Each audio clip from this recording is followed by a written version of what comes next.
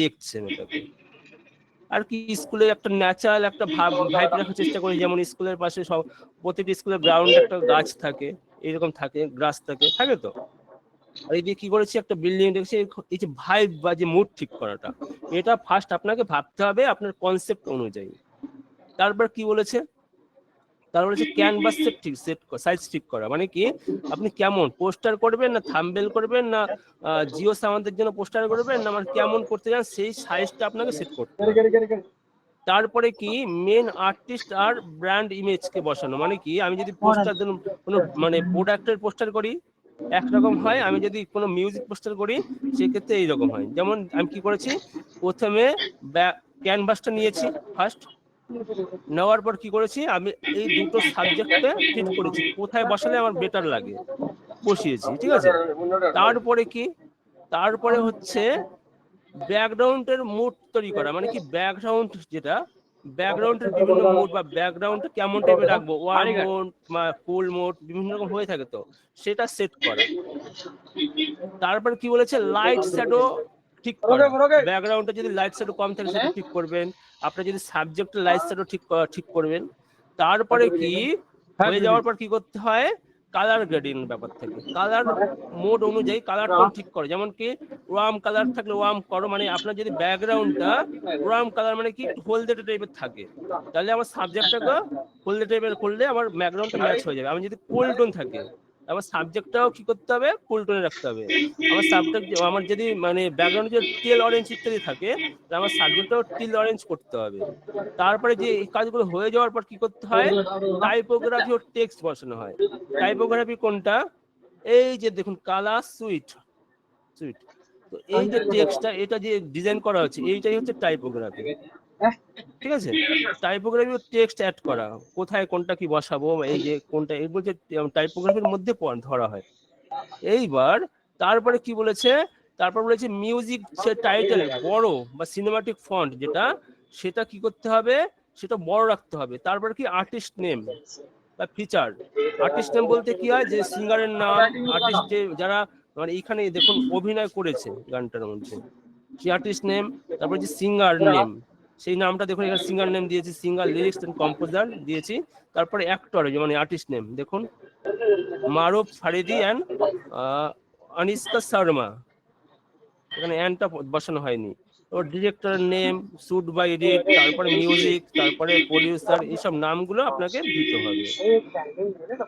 তারপরে কি, তারপরে হবে রিলিজ ডেট, যদি বলা হয় যে রিলিজ ডেটটা দিতে হবে সেক্ষেত্রে ছোট ফন্ট নিচের দিকে বসাতে হবে। তারপরে কি ফন্ট স্টাইল, ফন্ট স্টাইলে কি রাখতে হবে, drop shadow, glow, gradient, fill, texture এইসব ব্যবহার করতে পারেন।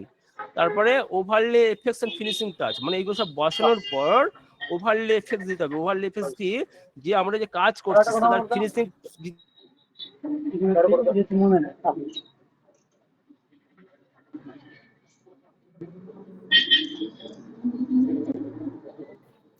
ম্যাম শুনতে পাচ্ছেন? হ্যালো হ্যাঁ শোনা যাচ্ছে ম্যাম, পাওয়ার কাট হয়ে গেছে।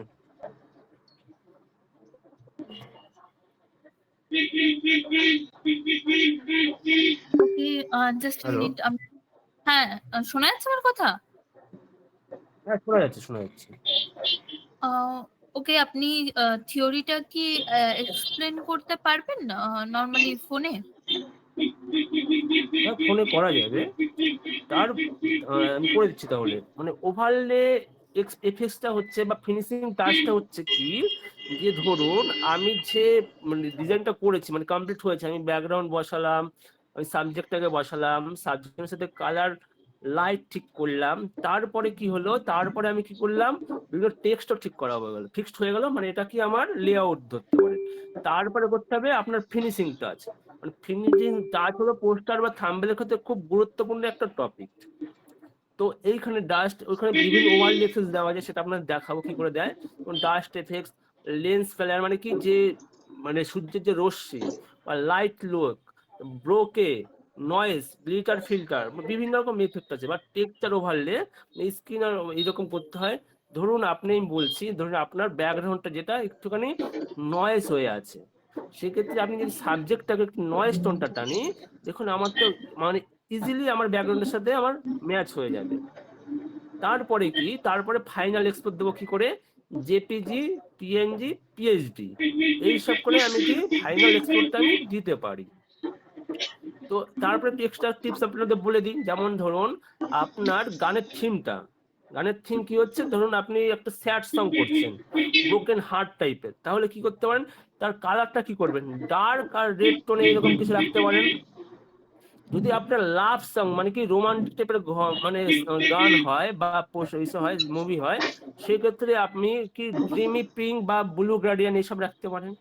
যেমন আমি আপনাদের যে পোস্টারটা দেখিয়েছিলাম, ওটার কি হচ্ছে, ওটার পোস্টারটা দেখবেন একটুখানি রোমান্টিক টাইপের, তার জন্য আমি কি ব্লু গ্রাডিয়ানের ওপর কাজটা করেছিলাম। তারপরে ইডিএম মানে কি, ধরুন কোনো ডিজে টাইপের যেসব সং বা রিমিক্স বা যেই রকম টাইপের হয়, ঠিক আছে, একটু পার্টি ভাইব, তো ওইগুলোর সাহায্যে ওইগুলো যদি আপনি করতে চান, তাহলে কেমন ভাইব রাখতে হবে, তখন আপনাকে নিয়ন লাইট বা গ্লিটার এফেক্ট বা ভাইব্রেন্ট লাইট, মানে যেসব একটু লাইটিং যে ব্যাপারটা, সেটা আমার মধ্যে রাখতে হবে। তারপরে আছে কি ব্যাকগ্রাউন্ডের সাথে সাবজেক্ট ম্যাচ করার নিয়ম। তাহলে ব্যাকগ্রাউন্ডের সাথে সাবজেক্ট ম্যাচ করাটা খুব ইম্পর্টেন্ট একটা টপিক। ব্যাকগ্রাউন্ডের সাবজেক্ট ম্যাচ করার জন্য আমাকে বিভিন্ন স্টেপ বাই স্টেপ করতে হয়, তাই না? তো প্রথমে কি করতে হবে, প্রথমে ফার্স্ট আপনাকে সাবজেক্টটাকে নিখুঁতভাবে কাটতে হবে। সেটা কিভাবে কাটবেন, আপনাদের পেন টুলের আমি ব্যবহার দেখিয়ে দিয়েছিলাম। তারপরে কি সাবজেক্টের কালার টোনটা ঠিক করতে হবে, মানে কি আমার যে সাবজেক্ট আছে, যে ব্যাকগ্রাউন্ড আছে, কালারটা পুরোপুরি ঠিক করতে হবে। সেটা কিভাবে দেখিয়েছিলাম আপনাদের, বিভিন্ন ব্লেন্ডিং আমি দেখিয়েছিলাম, চার ধরনের আমি দেখিয়েছিলাম। ম্যাচ কালার করে করতে পারেন বা কাজ থেকে অটো অপশন থেকে করতে পারেন। তারপর কি লাইট ডিরেকশন মিলাও, মানে কি লাইট ডিরেকশন মানে কি আপনার ব্যাকগ্রাউন্ডটা দেখবেন লাইটটা কোথা থেকে আসছে, সেই লাইট এই অনুযায়ী আমার সাবজেক্টটাকে লাইট ডিরেকশনটাকে মেলাতে হবে, ঠিক আছে। তারপরে কি শ্যাডো যোগ করো, মানে কি যদি আমার কোথাও ধরুন এক পাশে লাইট হয়ে আছে, মানে আমার দেখছি যে আমার ডান দিক থেকে লাইট আসছে, কিন্তু আমার সাবজেক্টের বাদিকে আমার লাইটিং হয়ে আছে, সেই ওটাকে আমাকে ঠিক করতে হবে, ঠিক আছে। তারপরে কি ম্যানুয়াল শ্যাডো মানে ক্রিয়েট করতে পারেন। তারপরে কি নয়েজ আর গেইন মিলাতে হবে, ঠিক আছে। তারপরে কি ব্লার অন ডিপ ঠিক করো, মানে কি আমার যদি ব্যাকগ্রাউন্ডে ধরুন ব্লার হয়ে আছে, সেটাকে আমি মানে শার্পনেস করতে পারি, বা আমি সাবজেক্টে ব্লার হয়ে আছে সেটাকে আমি ওটাকে ঠিক করতে হবে। তারপরে কি ফাইনাল কালার গ্রেডিয়েন্ট, মানে কি ক্যামেরা র ফিল্টারের সাহায্যে কালার গ্রেডিয়েন্ট করে ওটাকে একটা মানে লুক